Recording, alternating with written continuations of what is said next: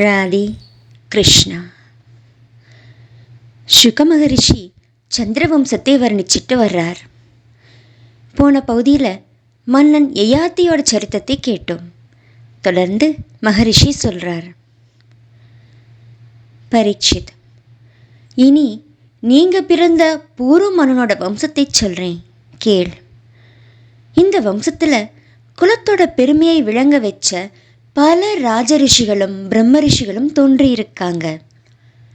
பூருவோட மகன் ஜனமேஜயன், அவனோட குமாரன் பிரச்சின்வான், இவனோட பிள்ளை பிரவீரன், பிரவீரனோட பிள்ளை நமஸ்யு, நமஸ்யுவுக்கு சாருபதன் பிறந்தான். சாருபதன் மகன் சுத்யு, அவனோட மகன் பகுகவன், பகுகவன் மகன் சம்யாதி, அவனோட குமாரன் அகம்யாதி, அவனோட பிள்ளை ரௌத்ராஸ்வன். ரௌத்ராஸ்வனுக்கு கிருதாச்சிங்கிற அப்சர பெண் மூலமாக ருதேயோ, குக்ஷேயோ, ஸ்தண்டிலேயோ, கிருத்தேயோ, ஜலேயோ, சந்ததேயோ, தர்மேயோ, சத்யதேயோ, விரதேயோ, கடைசி பிள்ளையான வனேயோன்னு 10 புத்திரர்கள்.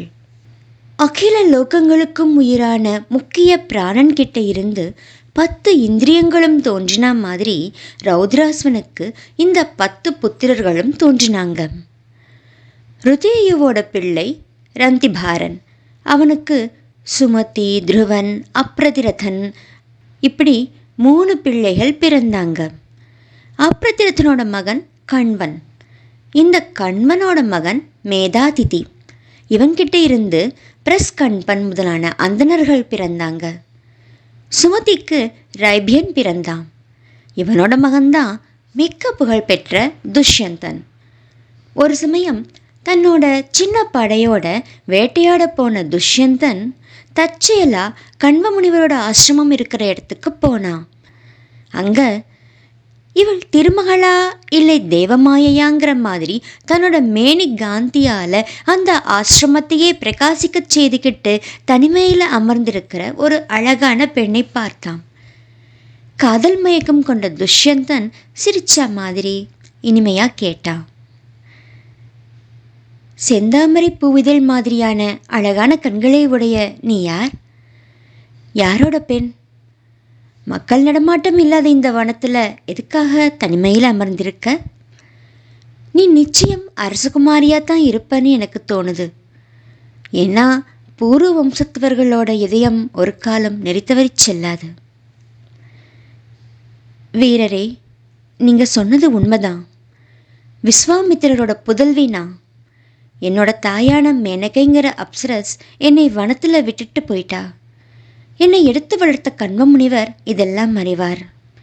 நாங்கள் அரசரான தங்களுக்கு என்ன சேவை செய்யணும்னு சொல்லுங்க. அமருங்க. நாங்கள் செய்கிற பணிவிடைகளை ஏற்றருளணும். காட்டு நெல் தானியத்தில் செய்யப்பட்ட அன்னம் இருக்கு, சாப்பிடுங்க. விரும்பினா இங்கேயே கூட தங்கியிருக்கலாம். அழகியே, நீ குச்சிக்க வம்சத்தில் பிறந்தவங்கிறதுனால இப்படி விருந்தோம்பல் செய்கிறது இயற்கையே. அரசிளங்குமரிகள் தங்களோட கணவனை தாங்களாவே சுயம்பரத்தில் தேர்ந்தெடுத்துக்கிறாங்க இல்லையா? காந்தர்வ திருமணத்தோட முறை அறிஞ்ச சகுந்தலை தன்னோட ஒப்புதலை தெரிவிக்க இடம், காலம், நெறிமுறைகளை நன்கு அறிஞ்ச துஷ்யந்தன் அவளை காந்தர்வ முறைப்படி திருமணம் செய்துக்கிட்டான். ராஜரிஷியான துஷ்யந்தன் அன்றைக்கு இரவு அங்கேயே தங்கிட்டு மறுநாள் காலை தன்னோட அரண்மனை திரும்பினான். உரிய காலத்தில் சகுந்தலை ஒரு ஆண்மகனை பெற்றெடுத்தா. கண்வ மகரிஷியும் அந்த வனத்திலேயே அந்த குழந்தைக்கு ஜாத்தகர்மா முதலான சடங்குகளை முறைப்படி செஞ்சார். அந்த குழந்தையோ வலிய சிங்கங்களை வலுவல பிடிச்சு கட்டி அவற்றோட விளையாடினான். இறைவனோட திருவருளோட அவரோட அம்சமாக பிறந்த அந்த குழந்தையை எடுத்துக்கிட்டு பெண் குல திலகமான சகுந்தலை தன்னோட கணவன் கிட்ட போனான். ஆனால் துஷ்யந்த மன்னனும் குற்றமற்ற தன்னோட மனைவியையும் பிள்ளையையும் ஏற்றுக்க மறுத்தான். அப்போ அத்தனை ஜீவராசிகளும் கேட்கும்படியா ஒரு ஆகாசவாணி தோன்றிச்சு. மன்னனே, பிள்ளைப்பேட்டில் தாய் ஒரு துருத்தி மாதிரியானவ. உண்மையில் பிள்ளை தந்தையைச் சேர்ந்தவன். ஏன்னா அவன்தானே இவனை உண்டு பண்ணினா. தந்தை தான் பிள்ளையா பிறக்கிறான். அதனால துஷ்யந்தனே, நீ சகுந்தலையை ஒதுக்கி தள்ளிடாதே. உன் மகனை ஏற்று வளர்ப்பாயாக. வம்சத்தை விருத்தி செய்யும் புத்திரன் தன்னோட தந்தையை நரகத்திலிருந்து காப்பாற்றுறான். சகுந்தலை சொன்னது முற்றிலும் உண்மை. நீதான் இவகிட்ட கருவை தோற்றுவிச்சவன். அப்புறம் துஷ்யந்தன் தன் மகனை ஏற்றுக்கிட்டு வளர்த்தான். தகப்பனாரான துஷ்யந்தன் இறந்ததும் பெரும் புகழ் பெற்ற பரதன் சக்கரவர்த்தியானான். இறைவனோட அம்சத்தோடு பிறந்த பரதனோட பெருமையை இன்றைக்கும் உலகம் போற்றி புகழுது. பரதனோட வலது கையில சக்கர ரேகையும் பாதங்கள்ல தாமரை மொட்டுக்களோட ரேகையும் இருக்கு. மகாபிஷேக முறைப்படி அரசர்க்கு அரசனா பட்டாபிஷேகம் செய்யப்பட்ட பெருந்திரளோனான பரதன் பற்பல வேள்விகளை செஞ்சான்.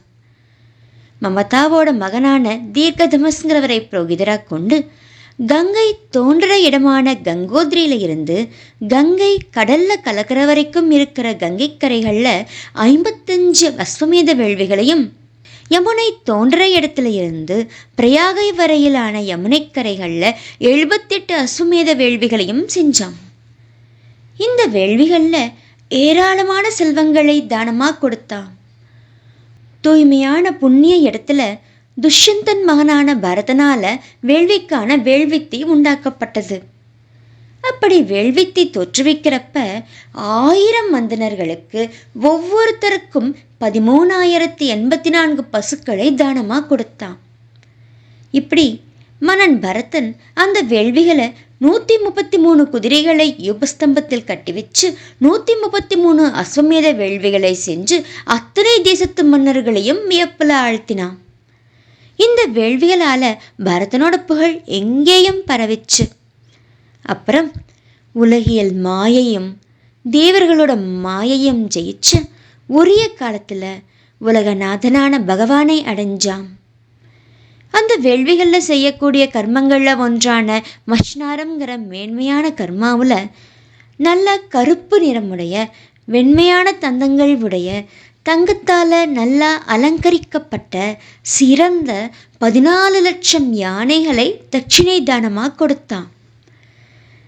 பரதன் பண்ணின அந்த சிறந்த வேள்விகளை மாதிரியான சிறந்த செயல்களை இதுக்கு முன்னாடி இருந்த அரசர்களும் பண்ணினதில்லை, இனி வரப்போற மன்னர்களும் செய்து முடிக்க முடியாது.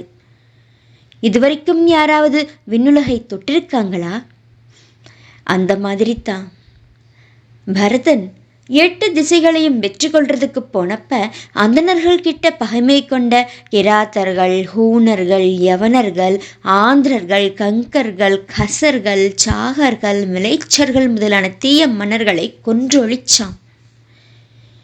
முன் யுகத்துல பலமிக்க அசுரர்கள் தேவர்களை ஜெயிச்சு ரசாத்தலம் முதலான லோகங்களை அடைஞ்சாங்க.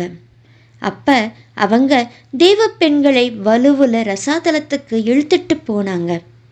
பரதன் அந்த பெண்களை திரும்பவும் மீட்டு தேவலோகத்துல சேர்த்தான். அவனோட ஆட்சியில மண்ணிலேயும் மின்னிலேயும் இருக்கிற மக்களோட தேவைகள் அத்தனையும் குறைவர நிறைவேற்றி வச்சான்.